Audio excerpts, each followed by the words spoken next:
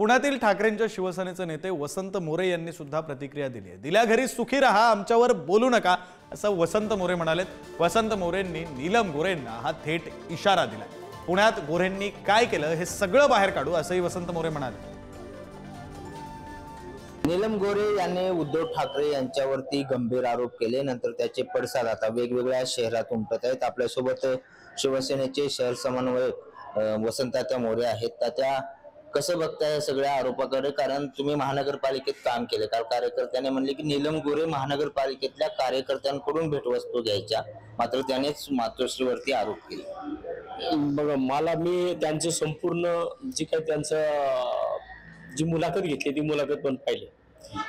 त्याच्यामधून एकंदर ती मुलाखत पाहिल्यानंतर असं वाटतं ना की ह्यांना प्रश्न काय होता, प्रश्न काय विचारला, उत्तर काय दिलं, आणि उलट सांगतात की 2-2 मर्सिडीज द्यायला लागतात। मला वाटतं की नीलमताईंनी ना मातोश्रीचे ना पाय धुवून पाणी पिलं ना तरी ते पांग कधी फेडणार नाही त्यांच्या आयुष्यामध्ये त्यांचं। कारण लक्षवेधी मांडायच्या, मी तर फेसबुकला टाकलेलं आहे की पुणे महानगरपालिकेच्या अधिकाऱ्यांच्या विरोधामध्ये लक्षवेधी मांडायच्या। लक्षवेधी मांडल्यानंतर कोण कोण अधिकारी कोणाला बंगल्यावर बोलून घेत होतं हे आम्हाला माहिती आहे ना।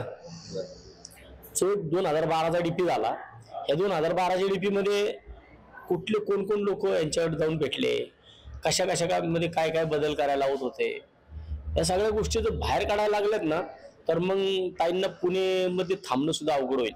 मग आम्ही पण इथं लाईन लावतो पुण्यामध्ये। मला तर पुण्यामधल्या मग मी 2012च्या डीपी मध्ये शिरलो ना, तर 2012च्या डीपीला मी मनसेमध्ये होतो, परंतु मी घटनेत होतो।